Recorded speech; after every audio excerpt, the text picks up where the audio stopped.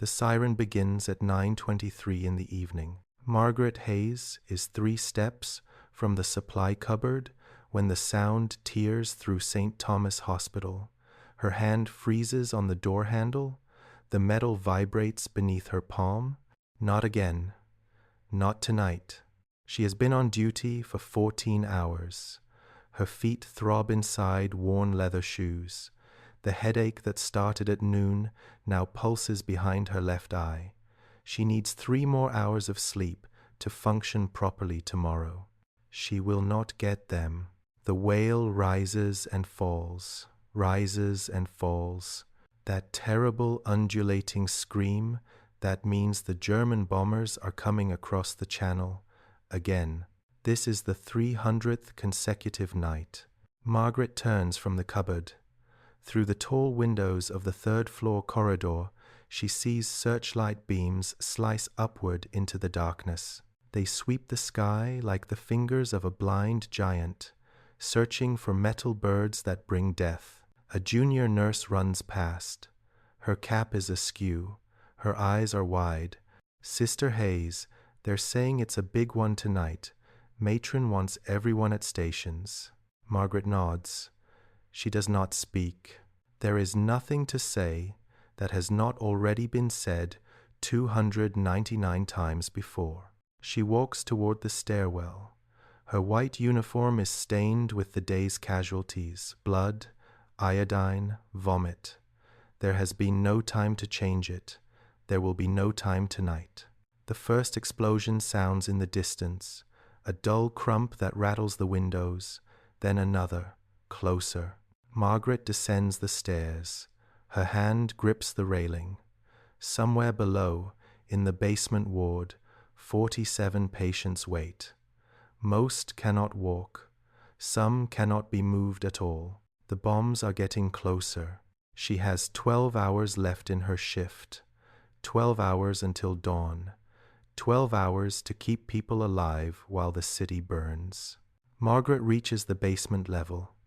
The electric lights flicker. Once, twice. She thinks of her mother in Lewisham, her sister in Stepney, her fiancé, whose ship left Portsmouth 3 weeks ago. The lights flicker again. This is how the night begins. Act 1. The awakening. Morning. The alarm clock shatters the darkness at 5:30 in the morning. Margaret's hand shoots out from beneath the thin blanket. She silences the bell before it can wake the other nurses in the dormitory. Her fingers find the cold metal switch. Click. The bedside lamp glows weakly. She lies still for 10 seconds. Just 10, allowing herself this small mercy before the day begins. The room is freezing. Her breath makes small clouds in the September air. Blackout curtains cover the window, heavy fabric that blocks every trace of light. The Ministry of Home Security regulations are absolute. No light. No exceptions. The German bombers navigate by the Thames, but they also hunt for any gleam, any glow that might mark a target. Margaret swings her legs out of bed. The linoleum floor is ice against her bare feet. She moves quickly now, practiced efficiency honed by 4 years of nursing training and 14 months of war. Wash basin. Cold water. No hot water until 7 o'clock, and even then it is rationed. She scrubs her face, her neck, under her arms. The soap is rough wartime issue. More sand than suds. Her skin feels raw. The mirror shows a woman of 28 who looks 35. Dark circles under gray eyes, hollow cheeks, hair that was once chestnut, now seems dull, lifeless. She pulls it back into a tight bun. Not a single strand can be loose. Matron's rules. 6:03. She is running behind schedule. Uniform. The white dress is crisp despite yesterday's stains.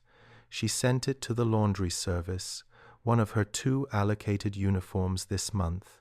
The other hangs in the narrow wardrobe, waiting.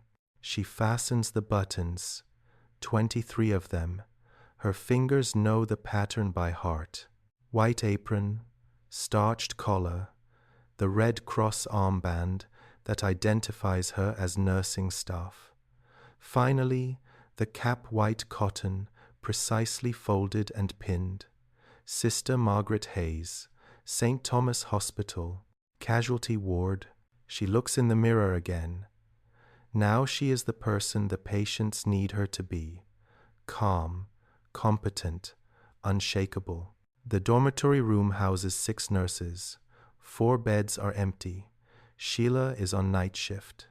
Dorothy transferred to the countryside last month after her brother died at Dunkirk. Emma and Catherine simply never came back one morning. Their beds remain made, waiting. No one speaks of them. Only Ruth sleeps in the corner bed, curled beneath her blanket like a child. She works the children's ward. Yesterday she held a 5-year-old boy while he died from shrapnel wounds. Margaret heard her crying through the wall last night. Margaret does not wake her. Ruth has another hour. 6:17. Margaret descends the stairs to the nurse's dining hall. Breakfast is porridge. Always porridge. Gray, lumpy, sweetened with a single spoonful of sugar if you arrive early enough. Margaret is early enough. She also receives 2 slices of bread, national loaf, that dense brown substance the government swears is nutritious, and a scraping of margarine that pretends to be butter. The tea is strong and bitter. Real tea, not the herbal substitutes some hospitals have resorted to. St. Thomas still has connections to the docks. Sometimes provisions arrive that should not exist. No one asks questions. Margaret eats mechanically. The food has no taste. Her stomach accepts it as fuel. Nothing more. Around her, 11 other nurses eat in near silence. The only sounds are spoons against bowls, cups against saucers, the occasional cough.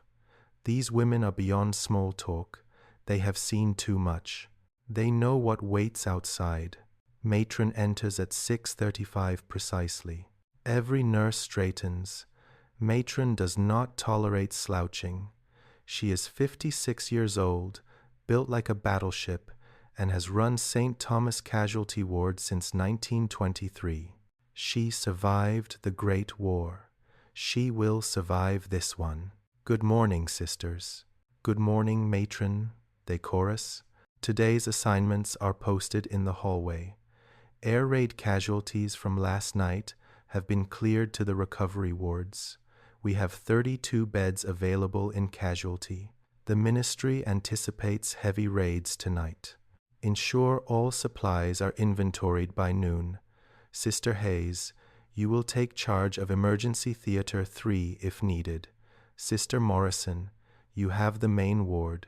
Sister Collins, ambulance coordination. The assignments continue. Margaret finishes her tea. She knows her role. She has performed it 147 times since the Blitz began last September. One more thing. Matron's voice drops. The Anderson shelter in the courtyard took a direct hit last night. 7 dead, all civilians who refused to use the tube stations. Remember this when patients argue about being moved to the basement. We do not have time for debates. Make them understand. Silence. 7 more deaths to add to the endless count. That is all. Dismissed. The nurses rise. They file out. They go to their stations. Margaret walks through corridors that smell of carbolic soap and death. The morning light filters weakly through reinforced windows. Somewhere in the distance, she hears the sound of rubble being cleared. The cleanup crews work through the night. They will work through today.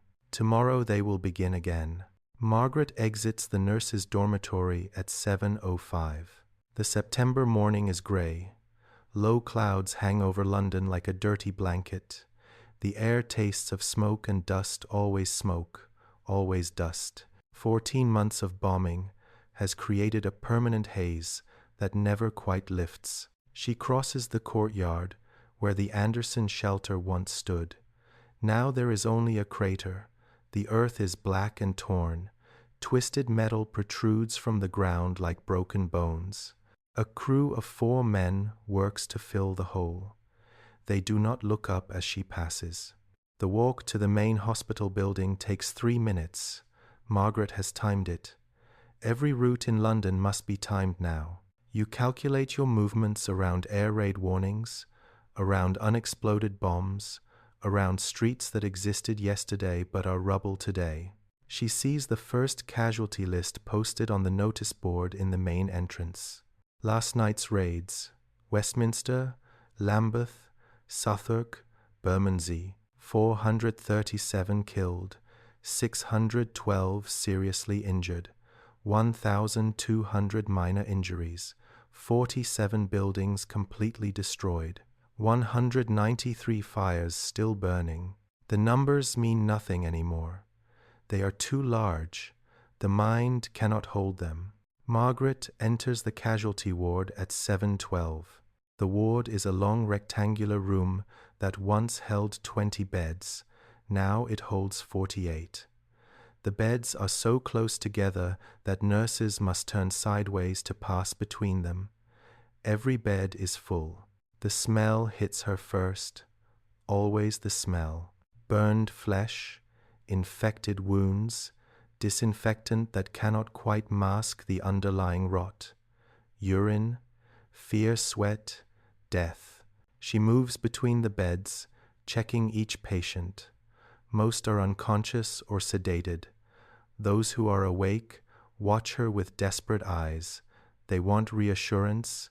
They want morphine. They want to know if they will live. Margaret gives them what she can. A smile, a touch on the shoulder, lies about recovery times. Bed 14 holds a woman of perhaps 40. Burns cover 70% of her body. The flesh of her arms is black and weeping. She has been here for 2 days. She will not survive another night. Margaret knows this. The woman probably knows this, but Margaret adjusts her pillow anyway and says, "You are doing wonderfully, Mrs. Patterson. The doctor is very pleased with your progress." Mrs. Patterson's lips move. No sound comes out. Her throat is too damaged. Margaret moves on. There are 47 more patients waiting. At bed 23, she finds Mr. Holloway, a bus conductor who lost both legs when his number 15 bus took a direct hit near Liverpool Street Station. He is 52 years old. He has 3 children. His wife visits every day, sitting beside his bed in silence, holding his hand. "Morning, Sister Hayes," he says. His voice is surprisingly strong. "Going to be another lively night, I expect." The Germans are persistent, Margaret agrees. She checks his drainage tubes. They are clear. The stumps of his legs are healing cleanly. He is one of the lucky ones. "My youngest, Susan, she wants to be a nurse like you," Mr. Holloway continues. "Says she wants to help. I told her she should wait until this mess is over, but she's stubborn. Gets that from her mother." Margaret smiles. "We can always use good nurses, Mr. Holloway. When the time is right." She does not tell him that 3 nurses from this hospital have been killed in the past month. She does not tell him that the nursing school has stopped accepting applications because they cannot guarantee the safety of students. She does not tell him that Susan should find any other profession. At 8:15, matron summons all senior sisters to her office. The office is small, dominated by a massive oak desk that predates the war by several decades.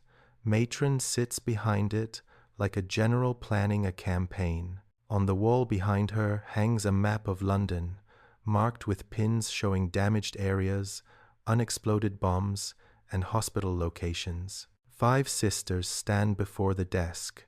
They do not sit. Matron has removed all extra chairs. The Ministry of Home Security has issued a warning for tonight. Matron begins without preamble. Intelligence suggests a major raid, possibly the largest yet. The target is uncertain, but the docks are likely. We should prepare for overflow from the East End hospitals. Sister Morrison speaks. We are already at capacity, matron. We have no more beds. Then we will use the corridors. We have done it before. The corridors are already in use. Matron's face does not change. Then we will use the chapel. We will use my office. We will use whatever space exists. We do not turn away casualties. Is that understood? Yes, matron. Sister Hayes, I need you to inventory emergency supplies, specifically morphine, bandages, and sulfur drugs. We used more than anticipated last night. I need exact numbers by noon. Margaret nods. This is the third time this week she has been asked to inventory supplies. The answer will be the same as before. They are running out. The convoys from the countryside are irregular. The pharmaceutical companies cannot keep pace with demand. Sister Collins, coordinate with the ambulance services. I want to know their routes, their capacity, their fuel situation. If we get a major incident tonight, I need to know they can reach us. Yes, matron. The briefing continues. Each sister receives her assignments. Each assignment is impossible. Each will be completed anyway. At 8:45, they are dismissed. Margaret walks to the supply room on the second floor. The room is a converted storage closet, barely large enough to turn around in. Metal shelves line 3 walls, stocked with bottles, boxes, and crates. She begins the count. Morphine ampoules, 47 remaining. At current usage rates, this represents approximately 3 days of supply. If tonight is as bad as predicted, it represents approximately 12 hours. Bandages, 612 rolls of varying sizes, adequate for normal operations, woefully insufficient for mass casualties. Sulfur powder, 11 containers. Each container treats roughly 5 infected wounds, 63 patients maximum. Last night brought in 41 infected wounds. Margaret writes the numbers in her ledger with steady handwriting. The arithmetic is simple. The conclusion is unavoidable. They will run out. She closes the ledger and returns to the ward. It is 9:37. The patients need their mid-morning medications. The dressings need changing. The bedpans need emptying. The work continues. It always continues. Outside, through the reinforced windows, she can see smoke rising from yesterday's fires. The cleanup crews move through the ruins like ants rebuilding a damaged nest. Tonight, the bombers will come again. Tomorrow there will be more ruins, more fires, more bodies. But that is tonight. That is tomorrow. Now there is only the present moment. The patient in bed 32 who needs his wound cleaned. The woman in bed 19 whose fever must be monitored. The man in bed 7 who died sometime in the last hour and whose body must be moved to make space for the next casualty. Margaret works. She does not think about tonight. She does not think about the numbers in her ledger. She does not think about anything except the task directly in front of her. This is how she survives. The telephone rings at 11:43. Margaret is in the middle of changing a dressing when she hears the sharp double ring that means emergency line. She finishes wrapping the bandage, you never leave a wound exposed, and walks quickly to the nurse's station. Sister Morrison answers. St. Thomas Casualty Ward. Sister Morrison speaking. Margaret watches her face change. The practiced calm cracks for just an instant. Yes, I understand. How many? I see. Yes, we will prepare. 20 minutes. Understood. She replaces the receiver carefully. When she speaks, Her voice is controlled. Unexploded bomb detonated at a factory in Woolwich. The building collapsed. Approximately 60 workers inside. Ambulances are en route with the first wave of casualties. Margaret's mind calculates automatically. 60 workers. Factory collapse. That means crush injuries, broken bones, internal bleeding, head trauma, possibly chemical exposure, depending on the factory. They will need at least 30 beds. They have 11 available. We need to clear the corridors, Margaret says. Move all ambulatory patients to the chapel, non-critical patients to the basement. Clear Theatre 3 for immediate surgeries. Sister Morrison nods. I will inform matron. You organize the ward. Margaret turns to the junior nurses who have gathered. 5 of them, ages 19 to 23. Their faces show the fear they are trained to suppress. Nurse Williams, begin moving patients immediately. Prioritize by mobility. Nurse Chen, prepare Theatre 3, full surgical setup. Nurse Patterson, inventory remaining morphine and bring it to the ward. Nurse Roberts and Nurse Stewart, clear the main corridor. I want every wheeled bed against the walls. We need access for stretchers. They scatter. Good nurses, well trained. They will do what is needed. Margaret walks the ward, assessing each patient. The mathematics of triage are brutal but necessary. Who can be moved? Who might survive transport to another hospital? Who cannot wait? Bed 7. Mr. Thompson, 64 years old. Shrapnel to the abdomen 3 days ago. Stable but weak. He can move to the basement. Bed 12. Mrs. Chen, 41. Crushed legs from building collapse. Infection setting in. She needs to stay. She needs the morphine they do not have enough of. Bed 18. Young boy, perhaps 16. He lied about his age to join the Home Guard. Took a bullet during last week's unexploded bomb disposal. The bullet pierced his lung. He is healing, but movement could restart the bleeding. Margaret makes the decisions in seconds. Years of training compress into instant judgment. This one moves. This one stays. This one might die if we shift him, but will definitely die if we do not make space for incoming casualties. She hates this. She has always hated this, but she is good at it. By noon, they have created space for 23 additional patients. It is not enough. It will have to be enough. The first ambulance arrives at 12:17. Margaret hears it before she sees it, the desperate clang of the bell, the screech of brakes on wet pavement. She positions herself at the receiving door. Nurse Williams stands beside her with a clipboard. The ambulance doors burst open. 2 stretcher bearers jump out. Between them is a stretcher carrying a man covered in gray dust. His left arm hangs at an impossible angle. Blood soaks through his factory overalls. Crush injury, possible internal bleeding, multiple fractures, the lead bearer reports. He was conscious at the scene, lost consciousness en route. Margaret checks his pulse. Weak but steady. She lifts his eyelids. Pupils react to light. She presses on his abdomen, rigid, definitely internal bleeding. Theatre 3 immediately, she orders.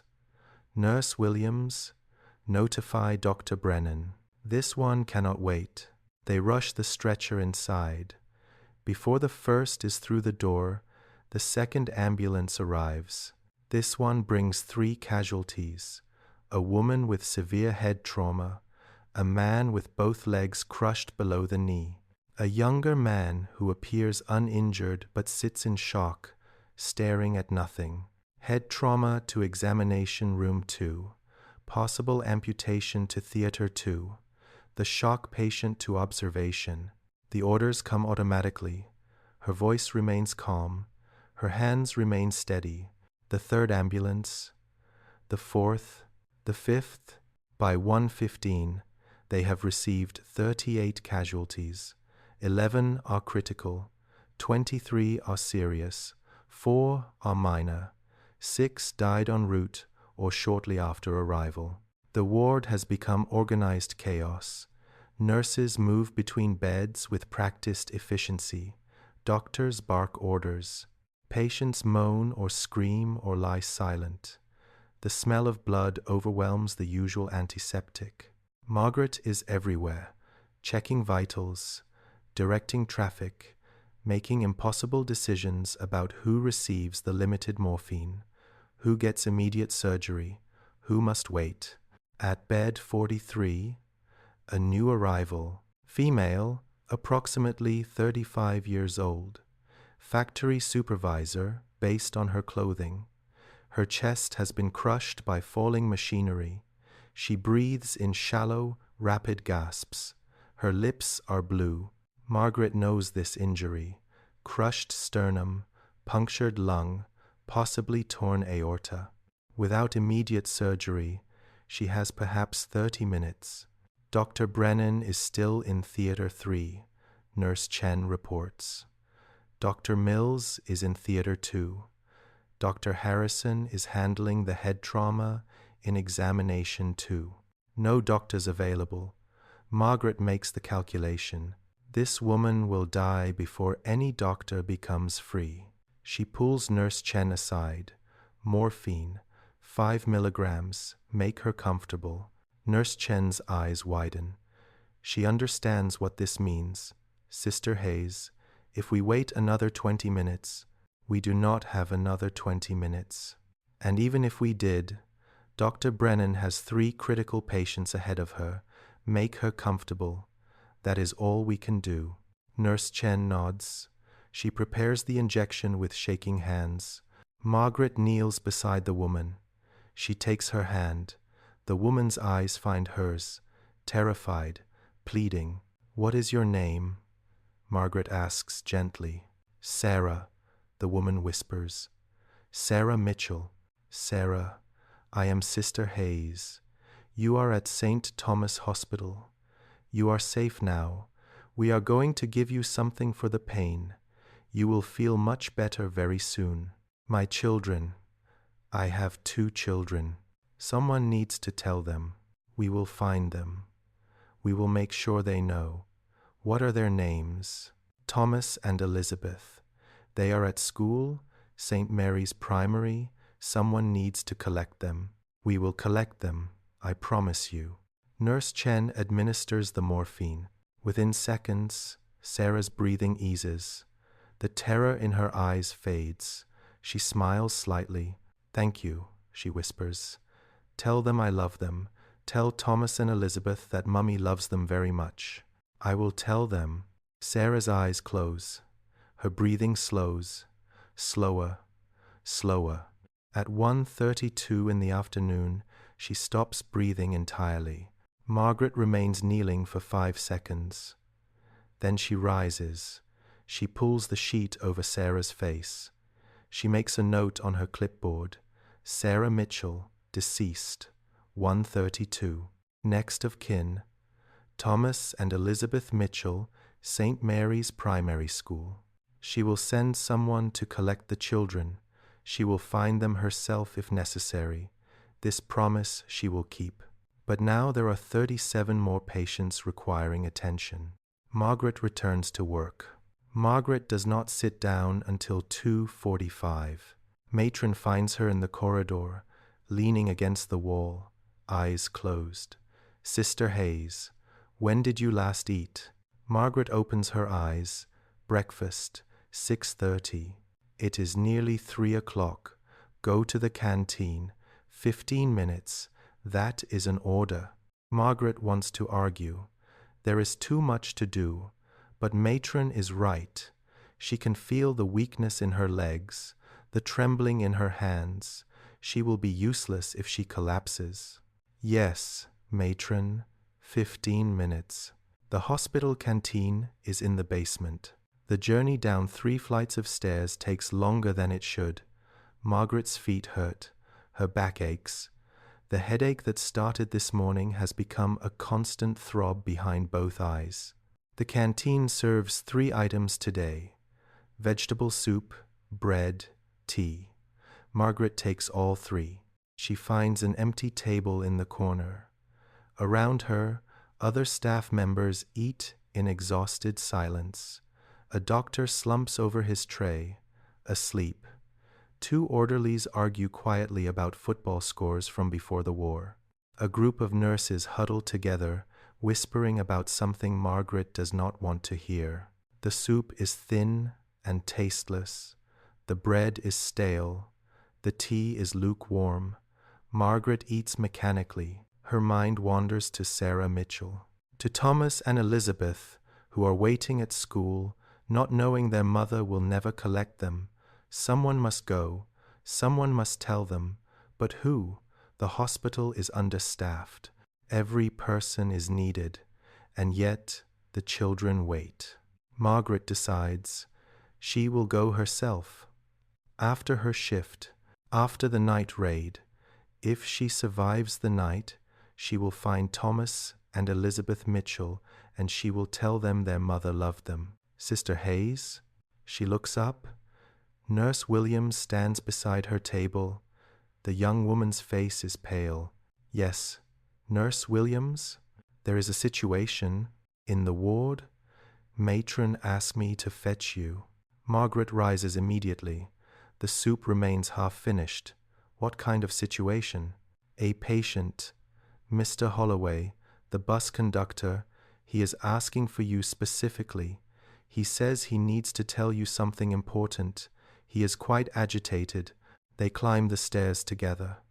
Margaret's fatigue vanishes, replaced by professional focus. Agitation in recovering patients often indicates infection, fever, or onset of pneumonia. She reaches the ward at 2:58. Mr. Holloway is indeed agitated. He sits upright in bed, his face flushed, gesturing emphatically at Nurse Chen. Margaret approaches calmly. Mr. Holloway, I am here. What is troubling you? He grabs her hand. His grip is surprisingly strong. Sister Hayes, you need to know something. About tonight. The raid tonight. Mr. Holloway, you must rest. The fever. There is no fever. Listen to me, my son. He works at the docks, dispatch office. He came to visit this morning. He told me something. The Germans are targeting the railway stations tonight. All of them. Waterloo, Victoria, Paddington. The ministry knows, but they cannot evacuate everyone. Too many people, too much chaos. Margaret's blood runs cold. Mr. Holloway, where did your son hear this? His office handles cargo manifests. They see everything that moves through London. The railways have been ordered to move all essential rolling stock out of the city before nightfall. That only happens when they know something big is coming. She believes him. This makes terrible sense. The railway stations are civilian lifelines. Destroying them would cripple London's ability to evacuate children, move supplies, transport wounded. It would be a devastating blow. Has your son reported this to anyone? Who would he report it to? He is just a clerk. No one listens to clerks, but you can tell people, you can warn them. Margaret squeezes his hand. Thank you, Mr. Holloway. I will inform Matron immediately. She finds Matron in her office, reviewing supply requisitions. Matron, I have received information about tonight's raid. It may be credible. She relays what Mr. Holloway told her. Matron listens without interruption. When Margaret finishes, Matron is silent for a long moment. If this is true, Matron finally says, and if Waterloo Station is hit, we will receive catastrophic casualties. Waterloo is a major shelter. Thousands take refuge there every night. Should we contact the ministry? The ministry receives hundreds of warnings every day. Most are false. Some are German disinformation. They will not evacuate based on a third-hand report from a dock clerk. Matron pauses. But we can prepare. Double our morphine requisition. Request additional ambulances on standby. Clear even more beds. If nothing happens, we lose nothing. If it does happen, we may save lives. I will begin immediately. Sister Hayes. Matron's voice softens slightly. You have been on duty for 9 hours. You have another 13 ahead. You must pace yourself. I understand, Matron. I mean it, Margaret. I cannot afford to lose you. This hospital cannot afford to lose you. Rest when you can. Even 5 minutes. Promise me. It is the first time Matron has used her first name in 8 months. I promise. Margaret returns to the ward. It is 3:17. In 6 hours and 6 minutes, the sirens will begin. She has 6 hours to prepare for hell. The sirens begin at 9:23. Margaret is checking the supply inventory when the sound rips through the hospital. Around her, nurses freeze for 1 instant, just one. Then training takes over. All patients to basement positions, Margaret calls. Non-ambulatory patients remain in current beds. Ambulatory patients to the shelters. Move quickly. Move calmly. We have done this before. They have done this 299 times before. The patients who can walk begin the slow procession toward the basement stairs. Those with crutches, those with canes, those who lean heavily on nurses' shoulders. They move like a funeral march. Margaret helps Mrs. Patterson from bed 18. The woman's burned arms are wrapped in clean bandages. She whimpers with each movement. I know it hurts, Margaret says gently. Just a few more steps. We will be safe in the basement. My house is gone, Mrs. Patterson whispers. I have nowhere to go when I leave here. We will find you somewhere. That is tomorrow's problem. Tonight we focus on surviving. They reach the stairwell. The procession descends slowly, too slowly. Margaret can hear the distant thump of anti-aircraft guns. The Germans are close. She gets Mrs. Patterson settled in the basement ward and returns upstairs. The main ward now holds only those too injured to move. 43 patients in various states of critical condition. Dr. Brennan stands in the center of the ward, making rapid assessments. Sister Hayes, I need triage decisions. We have space for 18 patients in the reinforced operating room basement. Who comes with us? Margaret moves between beds, making calculations that should take hours, but must happen in seconds. This one, not this one. This one has a chance if we protect him. This one will likely die regardless.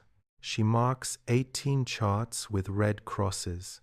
Nurses immediately begin moving these patients toward the stairs. The remaining 25 will stay in the main ward, under the windows, under the bombs. Margaret prays the building does not take a direct hit. The first explosion sounds at 9:37, close enough to rattle the windows. Dust falls from the ceiling in small cascades. The patients who remain awake look at Margaret with desperate eyes. She moves between them, adjusting blankets, checking pulses, offering what comfort she can. You are safe here, she tells them. St. Thomas has stood for hundreds of years. It will stand tonight. She does not know if this is true. She says it anyway. The bombing intensifies. The explosions come faster now, closer. The building shakes with each impact. The lights flicker. Emergency lanterns cast dancing shadows across the walls. At 10:03, the telephone rings. Margaret answers. St. Thomas Casualty Ward. This is Waterloo Station Emergency Services. The man's voice is tight with panic. We have a mass casualty event. Direct hit on the platform shelters. We need immediate ambulance dispatch and medical teams. Hundreds injured, unknown number of dead. Mr. Holloway was right. How many ambulances can you send? Margaret asks. We have none. All our ambulances are already deployed. We need yours. Margaret makes a decision that is not hers to make. We will send 2 ambulances and a medical team immediately. Stand by. She hangs up and runs to find Matron. Matron is in the basement operating room, assisting with surgery. Margaret interrupts. Matron, Waterloo Station has been hit. Mass casualties. They have no ambulances. Matron does not hesitate. Send Dr. Harrison, Sister Morrison, and nurses Williams and Chen. 2 ambulances. Full medical kits. They leave immediately. That leaves us with 1 doctor and minimal nursing staff. I am aware. Do it anyway. Margaret runs back upstairs. She finds the team members, gives them their orders. Within 7 minutes, 2 ambulances race out of the hospital courtyard toward Waterloo Station. Now Margaret is alone in the main ward with 43 patients and 2 junior nurses. The bombing continues. Relentless. The building shudders with each impact. Windows crack. Plaster falls from walls. The smell of smoke seeps through every gap. At 10:32, the lights go out completely. Emergency lanterns provide weak illumination. Shadows leap and twist. A patient screams. Others begin to pray. Margaret moves through the darkness, speaking calmly, touching shoulders, maintaining the illusion of control. At 10:49, they hear it. The whistling shriek that means a bomb is falling very, very close. Margaret drops to the floor. Everyone down. The explosion is enormous. The entire building lurches sideways. Windows explode inward, showering glass across the ward. The ceiling cracks. A support beam crashes down 3 feet from bed 26. Dust fills the air. Margaret cannot see, cannot breathe. She crawls forward, feeling her way. Her hands find a bed, then another. She begins checking patients. Sound off, she calls. Nurses, report. Nurse Patterson here. A voice from the far end of the ward. I am unhurt. Nurse Stewart here. Minor cuts. Margaret continues her crawl. Bed by bed, patient by patient. Some are unconscious. Some are crying. Some are silent in a way that means they will never speak again. She finds Mr. Chen in bed 34. A piece of window glass protrudes from his neck. Blood pulses around it in rhythmic spurts. Arterial bleeding. Margaret rips off her apron. She wraps it around his neck, applying pressure above and below the wound. Nurse Patterson, I need assistance immediately. The young nurse appears from the dust. Her face is ghostly pale. Hold pressure here. Do not let go. I will get supplies. Margaret runs to the supply cupboard, or tries to. The corridor is partially collapsed. She climbs over debris, tearing her uniform, scraping her hands raw. She reaches the cupboard. The door is jammed. She kicks it. Once, twice, it bursts open. She grabs what she needs. Bandages, clamps, suture kit. No morphine, they used it all. She runs back. Nurse Patterson still holds pressure.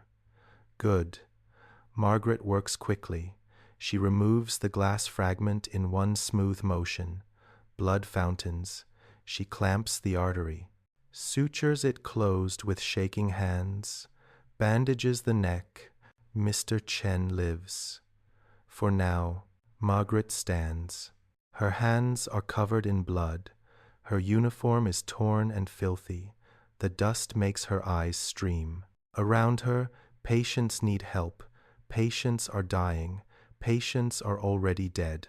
She goes back to work. The bombing continues until 4:17 in the morning. When the all clear sounds at 4:17, Margaret has been on duty for 22 hours. She stands in the center of the ward, swaying slightly.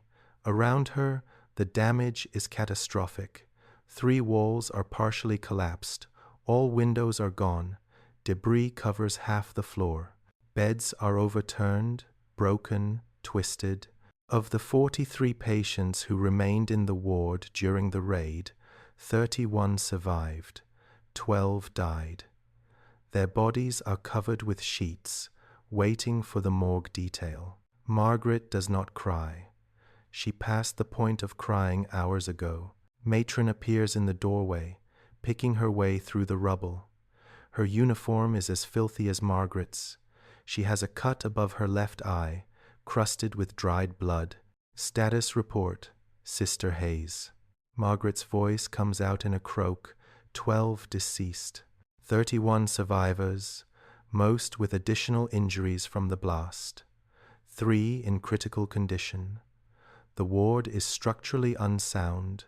We need to evacuate everyone to the basement. The basement is full. Waterloo casualties, over 200 of them. We have patients in the corridors, the chapel, my office, the dining hall, every surface that can hold a human being. Margaret processes this information slowly. Her brain feels like it is moving through mud.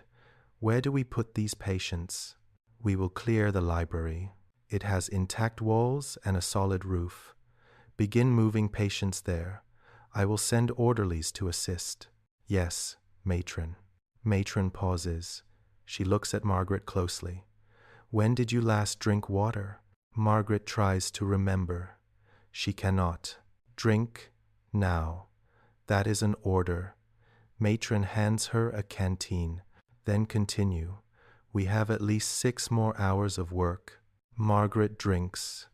The water is warm and metallic, but her body absorbs it desperately. She drinks half the canteen, returns it to Matron. Thank you, Matron. Margaret. Matron uses her first name again. You did well tonight. Better than well.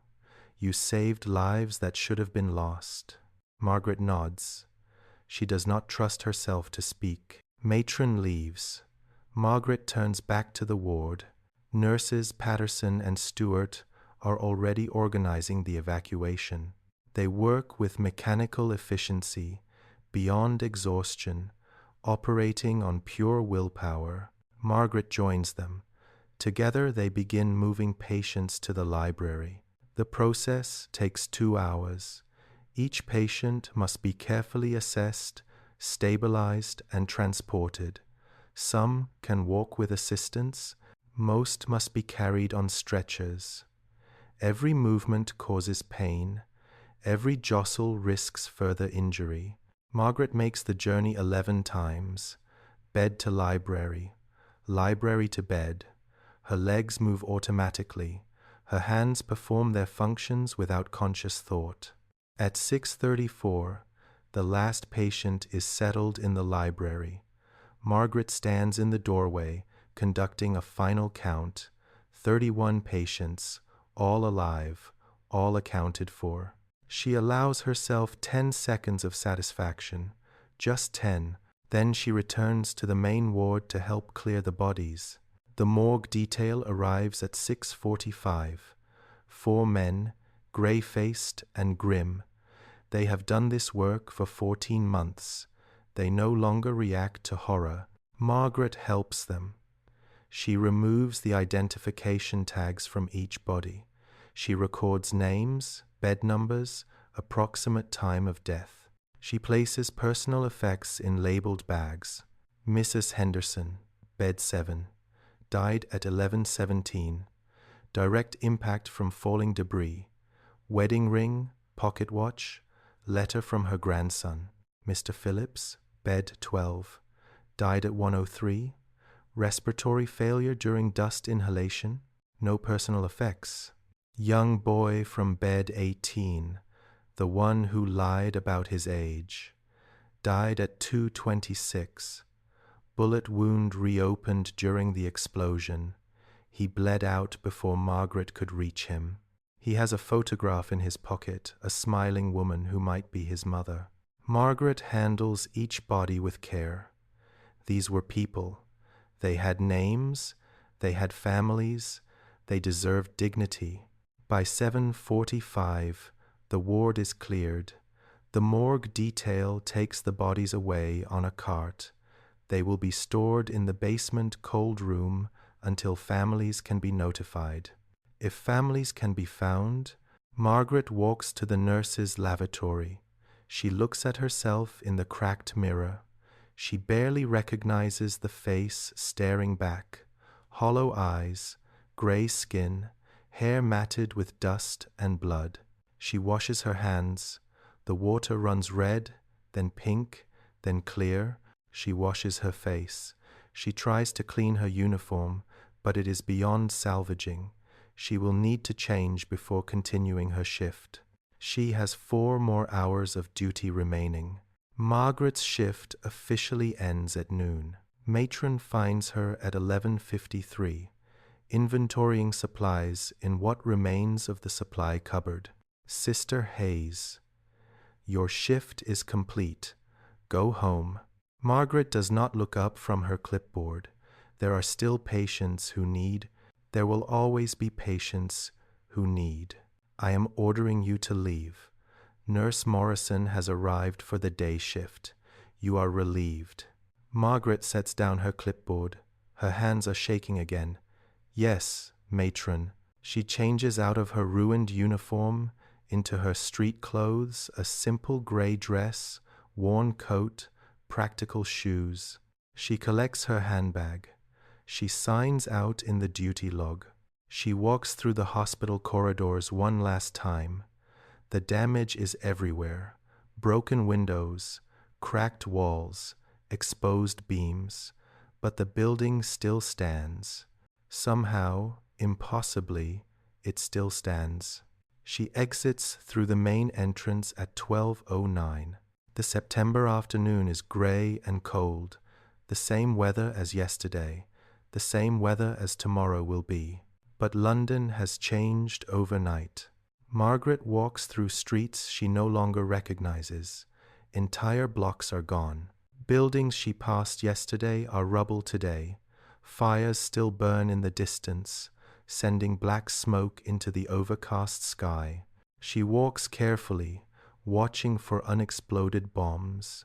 Yellow tape marks the dangerous areas. Some streets are completely blocked. She takes detours through unfamiliar neighborhoods. A woman pushes a pram past her. The pram is filled with salvaged belongings, books, cooking pots, a child's toy.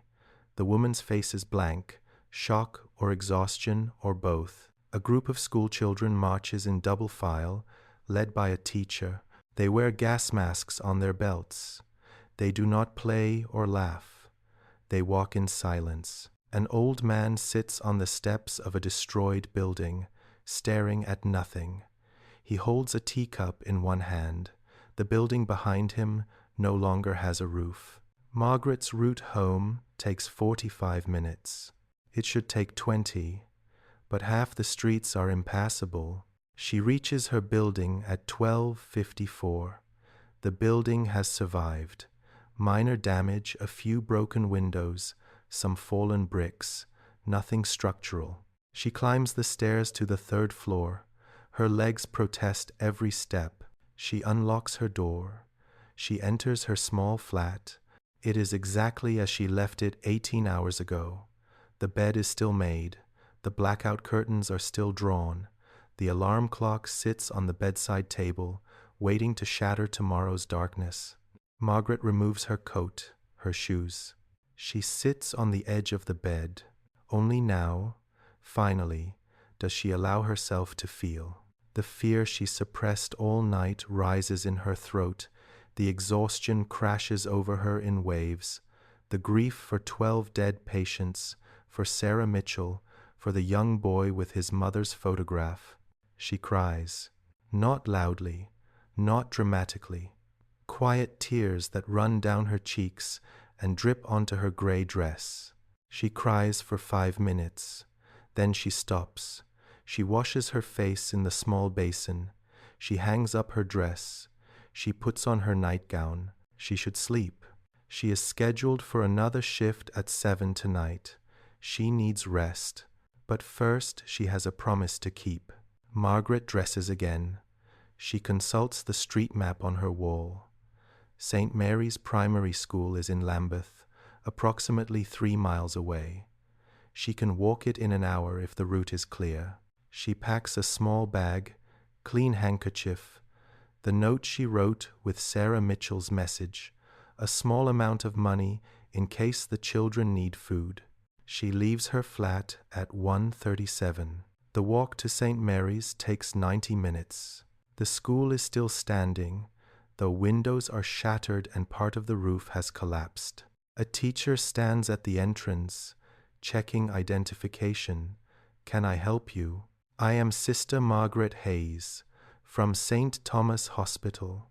I am looking for 2 children, Thomas and Elizabeth Mitchell. I have a message from their mother." The teacher's face changes. "Please come with me." She leads Margaret to a small office. Inside, 2 children sit on wooden chairs, a boy of perhaps 9, a girl of perhaps 7. They look up when Margaret enters. They have their mother's eyes. Margaret kneels in front of them. She takes their small hands in hers. "Thomas, Elizabeth, my name is Sister Hayes. I worked with your mother yesterday. She wanted me to give you a message." She tells them. She keeps her voice steady. She delivers Sarah's final words exactly as they were spoken. The children do not cry. Not yet. They sit in stunned silence, processing information their young minds cannot fully comprehend. "Where will we go?" Thomas asks finally. "Who will take care of us?" "The school has contacted your grandmother in Sussex. She is coming to collect you tomorrow. Tonight you will stay with your teacher, Mrs. Roberts. She has a spare room." Elizabeth speaks for the first time. Her voice is very small. "Did Mummy hurt?" Margaret lies. "No, sweetheart. She went to sleep very peacefully. She did not hurt at all. This is the kindest gift she can give them." She stays with the children for 20 minutes. She makes sure they have food. She verifies that arrangements are in place for their care. She gives them her contact information at the hospital. Then she leaves. She has kept her promise. The walk home takes less time. She knows the route now. She reaches her flat at 4:41. She has 2 hours before her evening shift begins. Margaret lies down on her bed. She does not remove her clothes. She sets the alarm for 6:30. She closes her eyes. Sleep comes immediately, deep and dreamless and absolute. The alarm shatters the darkness at 6:30. Margaret's hand finds the switch. Click. The bedside lamp glows. She lies still for 10 seconds. Just 10. The same small mercy as yesterday morning. Then she rises. She washes. She dresses in her second uniform, the one that is still clean, still pressed, still white. She looks in the mirror. The face that looks back is the same as this morning. Hollow eyes, gray skin. But now she knows this face. She has accepted it. This is who she must be to survive. Margaret descends the stairs. She walks through London's dark streets, navigating by memory and feel. The blackout is absolute. No street lights, no house lights, only darkness. She reaches St. Thomas Hospital at 7:07. The building is damaged but standing. Lights glow from behind blackout curtains. Inside, patients wait. Nurses work. Doctors make impossible decisions. Tonight, the bombers will come again. Tonight, there will be more casualties, more death, more impossible choices. But that is tonight. Now there is only the present moment. The step she takes through the hospital entrance, the corridor she walks down, the ward she enters. Matron stands at the nurse's station, reviewing the night's assignments. She looks up when Margaret enters. Sister Hayes, you are 3 minutes early. Yes, matron. How many hours of sleep did you get? 2. Matron, that is inadequate. It is what we have. Matron almost smiles. Almost. Tonight you will work the library ward.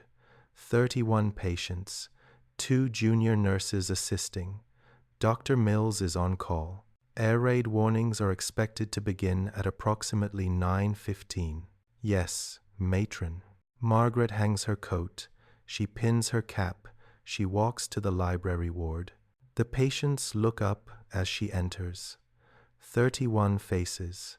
Some she recognizes from yesterday's ward, Mr. Chen with his bandaged neck, Mrs. Patterson with her burned arms. Others are new arrivals from Waterloo Station. They watch her with desperate hope.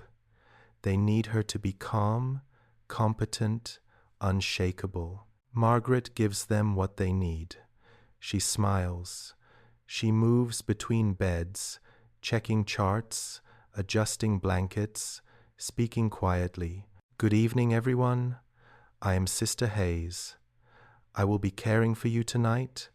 We will get through this together, just as we did last night. You are safe here. Outside, through the windows, she can see the first searchlights stabbing the sky. The anti-aircraft guns are being positioned.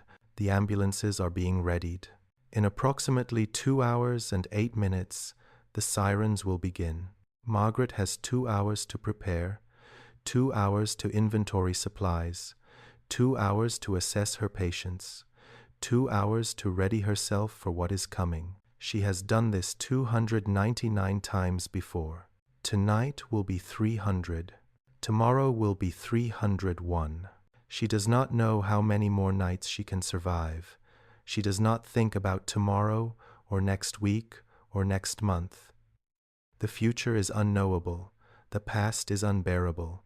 There is only now, only this moment, only the patient in the bed in front of her who needs his dressing changed, only the work that must be done, only the next breath, the next step, the next impossible choice. This is how Margaret Hayes survives the London Blitz. One moment at a time, one patient at a time, one night at a time. The searchlights sweep the sky, the guns stand ready, the darkness waits. Margaret works. She will still be working when the sirens begin at 9:15. She will still be working when the bombs start falling at 9:23. She will still be working when the all-clear sounds at dawn.